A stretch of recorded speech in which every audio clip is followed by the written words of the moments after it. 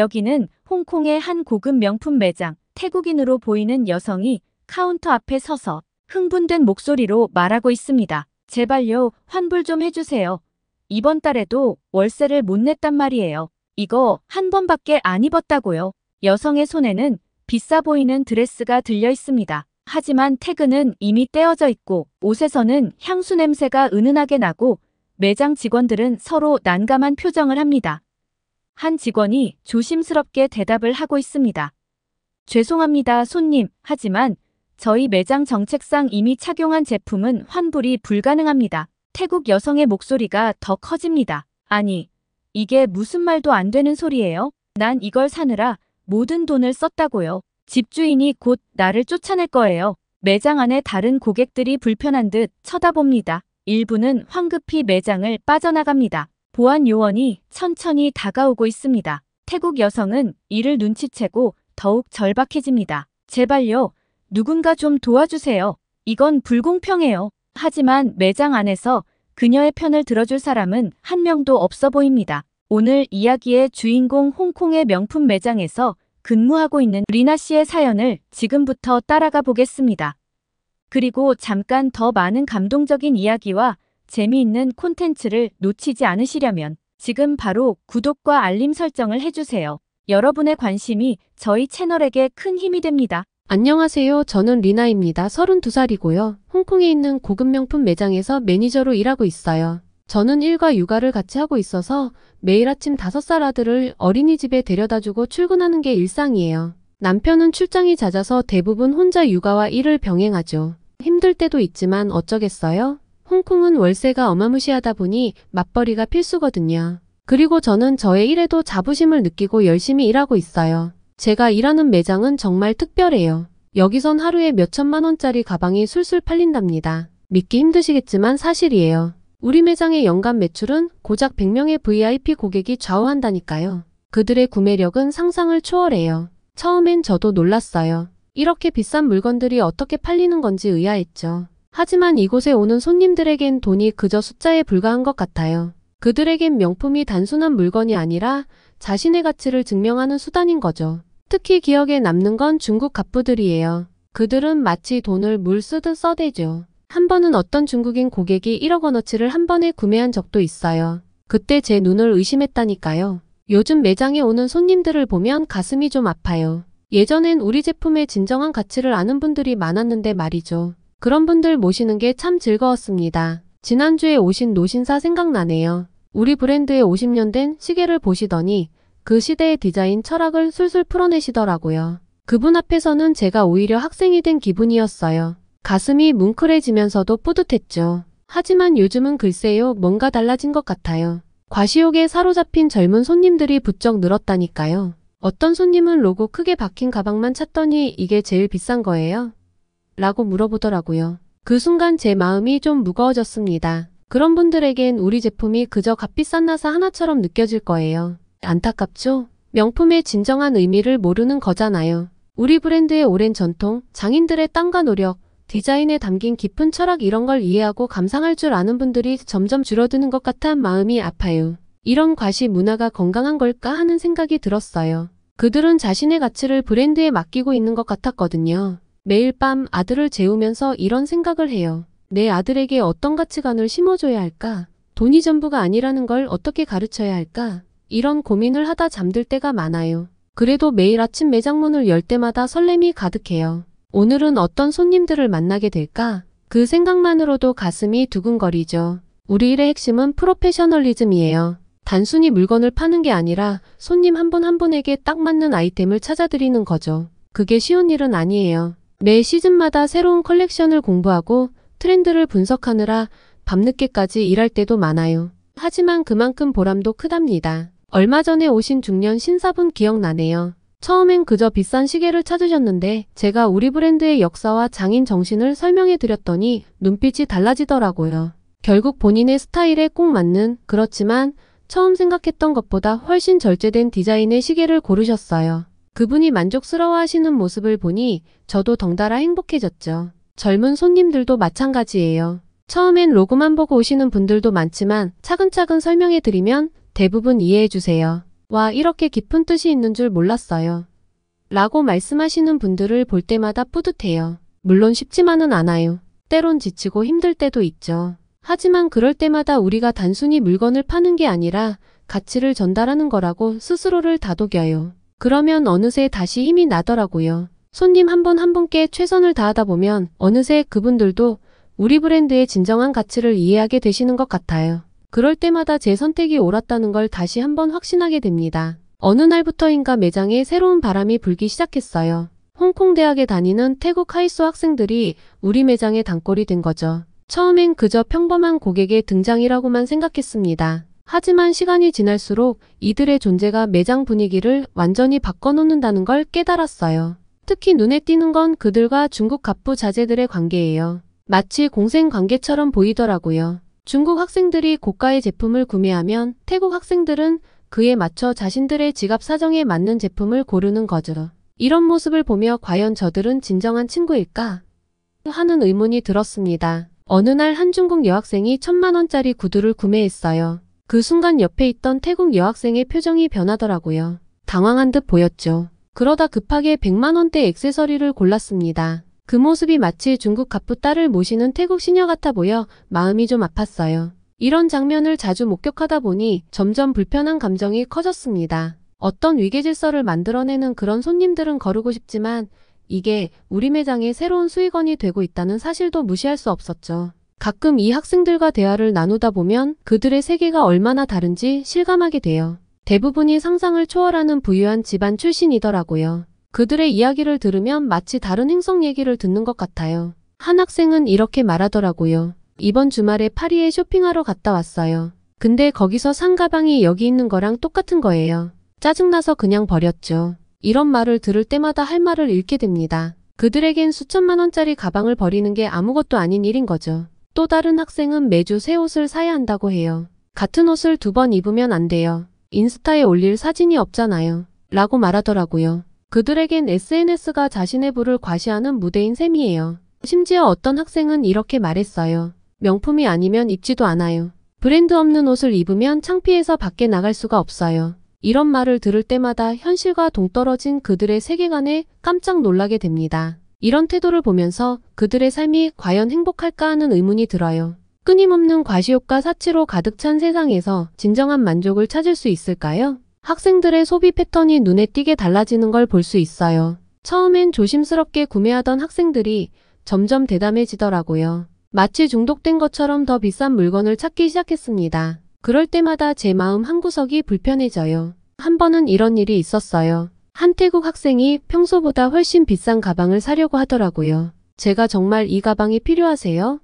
라고 물었죠. 그랬더니 그 학생이 잠시 멈칫하더니 필요한 건 아니지만 갖고 싶어요 라고 대답했어요. 그 순간 제 마음이 무거워졌습니다. 이런 상황을 보면서 저 자신의 모습도 돌아보게 됐어요. 저도 이런 소비 문화에 일조하고 있는 건 아닐까? 단순히 물건을 파는 게 아니라 어떤 환상을 팔고 있는 건 아닐까? 이런 생각이 들 때면 죄책감이 밀려와요. 하지만 동시에 이게 제 일이고 제가 가족을 부양하는 방법이라는 것도 알고 있습니다. 매일 밤 이런 갈등 속에서 잠들어요. 이 일을 계속해야 할지 고민하면서요. 요즘 매장 분위기가 심상치 않아요. 중국 본토의 경기 침체가 여기 홍콩까지 영향을 미치고 있거든요. 특히 그 유명한 장 가문 이야기를 들었을 때는 정말 놀랐습니다. 어제 매장에 오신 단골 고객님께서 그 소식을 전해주셨어요. 장 가문이 무너졌대요. 그 말을 듣는 순간 손에 들고 있던 지갑을 떨어뜨릴 뻔했죠. 중국 최고의 부동산 재벌이 무너졌다니 믿기 힘든 일이에요. 우리 매장에 오시는 손님 중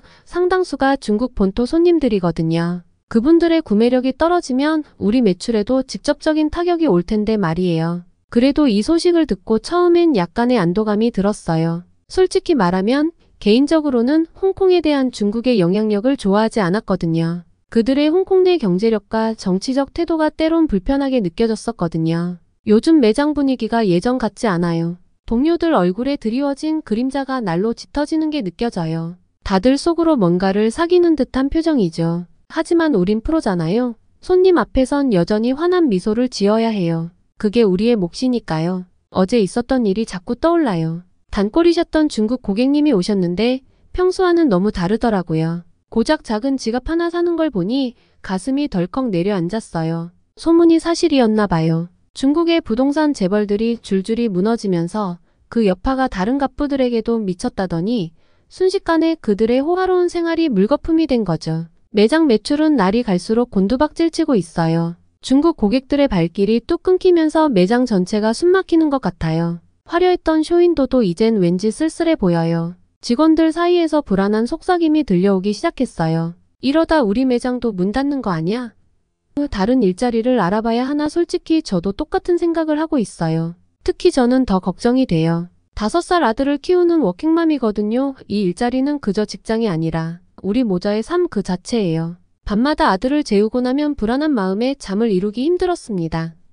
권력은 빈 공간을 허용하지 않는다는 말을 요즘 매장에서 직접 목격하고 있어요. 정말 놀라운 일이죠. 중국으로 돌아가는 학생들이 늘어나자 어느새 태국 학생들의 모습이 눈에 띄기 시작했어요. 처음엔 그저 평범한 고객들이었는데 지금은 마치 이 매장의 주인공이 된 것처럼 행동하더라고요. 그들의 눈빛과 태도가 하루가 다르게 변해가는 걸 보면 신기하기도 하고 한편으론 씁쓸하기도 해요. 특히 한 태국 여학생이 기억에 남아요. 처음 왔을 땐 수줍어하던 아이였는데 이제는 완전히 다른 사람이 된 것 같아요. 매장에 들어설 때부터 여왕님 입장하듯 당당하게 걸어 들어오고 직원들을 부리듯 요구사항을 말하죠. 심지어 다른 고객들을 위아래로 훑어보는 모습을 보면 이게 정말 그 아이가 맞나 싶을 정도예요. 이 가방 작년 모델 아니에요? 신상품 없어요?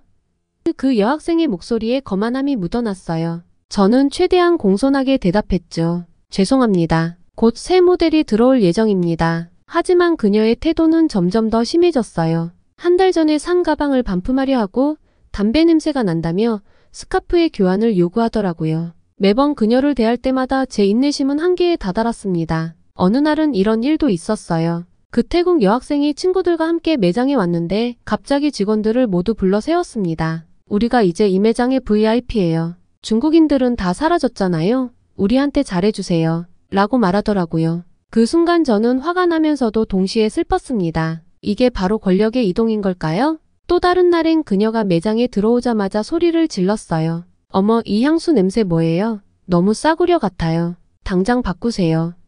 사실 그건 고급 향수였는데 말이죠. 하지만 우리는 그저 고개를 숙이고 사과할 수밖에 없었습니다. 가장 힘들었던 건 그녀가 직원들의 외모를 평가하기 시작했을 때예요. 당신은 너무 뚱뚱해요. 살 좀 빼세요. 우리 VIP들은 예쁜 직원들한테 서비스 받고 싶다고요. 이런 말을 들을 때마다 저는 참을 수 없는 모욕감을 느꼈어요. 이런 상황을 겪으면서 문득 이런 생각이 들었어요. 결국 돈의 힘이 이렇게 사람을 변하게 하는 걸까?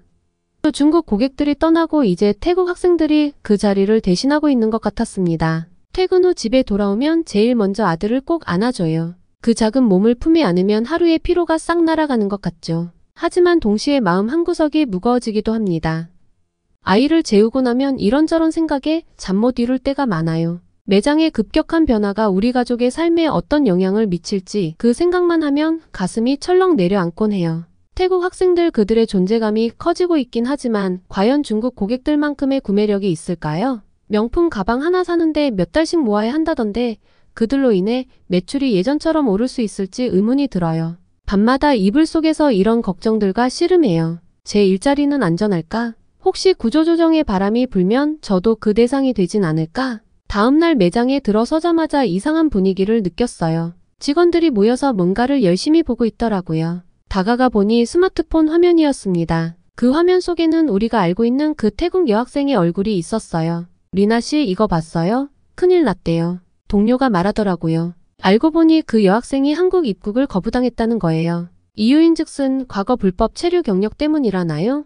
솔직히 말씀드리면 처음엔 잘됐다 싶었어요. 그 아이의 예의 없는 행동을 보면서 얼마나 스트레스 받았는지 몰라요. 벼락부자 냄새가 물씬 나는 태도였거든요. 사실 매장 직원들 사이에선 저 학생들 언제 졸업하나라는 말이 나올 정도였답니다. 하지만 곧 이 사건이 단순한 개인사로 끝나지 않을 거란 걸 깨달았습니다. 그 여학생은 SNS를 통해 자신의 억울함을 호소하기 시작했어요. 한국은 태국인을 차별한다. 우리의 자존심을 짓밟았다 같은 글들을 올리더라고요. 그리고 얼마 지나지 않아 뱅코리아 캠페인이 시작됐습니다. 태국 사람들 사이에서 이 캠페인이 불길처럼 번져나갔다고 하더라고요. 한국 제품 불매운동부터 한국 여행 취소까지 상황이 심각해지고 있었죠. 그런데 며칠 지나지 않아 그 영향이 여기 홍콩까지 미치는 걸 실감하게 됐어요. 갑자기 태국인 고객들이 물밀듯이 밀려들기 시작한 거예요. 한국 대신 홍콩으로 여행 일정을 변경한 사람들이 많아진 모양이에요. 마치 마법처럼 갑자기 태국인 고객들로 가득 찼거든요. 처음엔 눈을 의심했죠. 이게 정말 우리 매장이 맞나?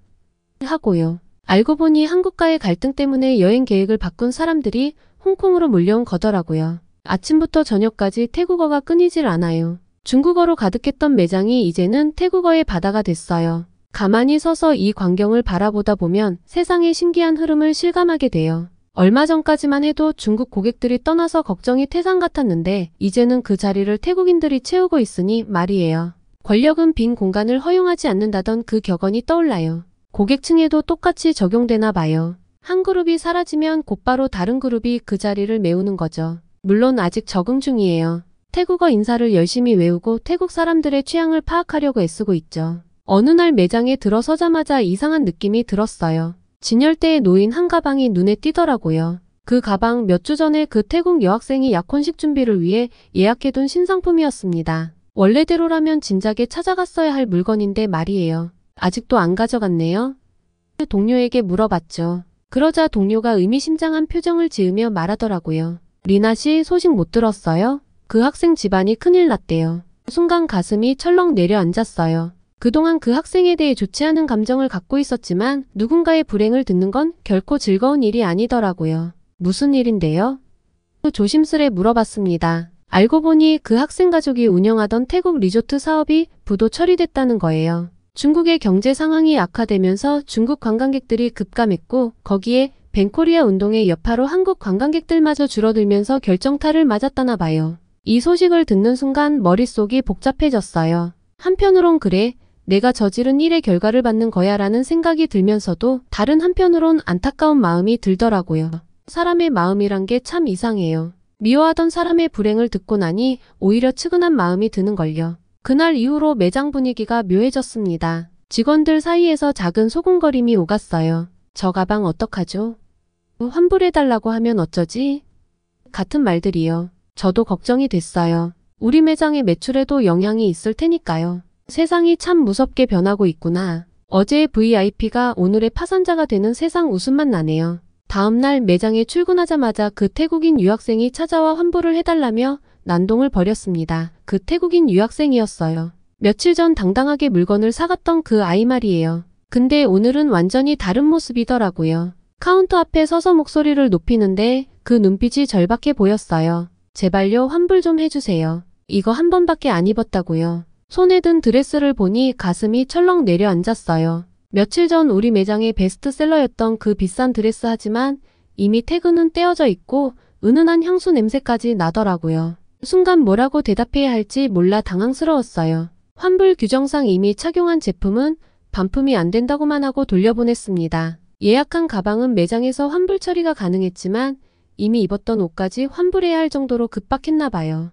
그리고 얼마 전 뉴스를 보다가 깜짝 놀랐어요. 태국 총리가 이 사태에 대해 공식 사과를 했다는 거예요. 순간 머릿속이 복잡해졌습니다. 태국이 한국을 무시할 처지가 아니었는데 어쩌다 이런 외교적 마찰까지 왔을까? 그제서야 그 태국 학생들의 오만한 태도가 어디서 비롯됐는지 이해가 가더라고요. 더 놀라운 건 그 다음이었어요. 2024년 최신 데이터를 보니 한국의 불법 체류자 중 78%가 태국인이고 심지어 그 수가 15만 7천 명이나 된다니까요. 중국 불법 체류자의 2.5배나 되는 숫자라고 하더라고요. 그런데 말이에요. 우리 홍콩도 이 문제에서 자유롭지 않더라고요. 최근 몇 년 동안 홍콩의 불법 이민도 눈에 띄게 증가했대요. 중국 본토는 물론이고 베트남, 파키스탄, 방글라데시 같은 동남아 국가에서 온 사람들이 많다고 해요. 이민국가 경찰이 불법 노동자와 입국자를 단속하기 위해 여러 작전을 벌이고 있다는 얘기를 들었어요. 그만큼 상황이 심각하다는 거겠죠. 특히 건설 현장에서 일하는 불법 노동자들이 많다고 해요.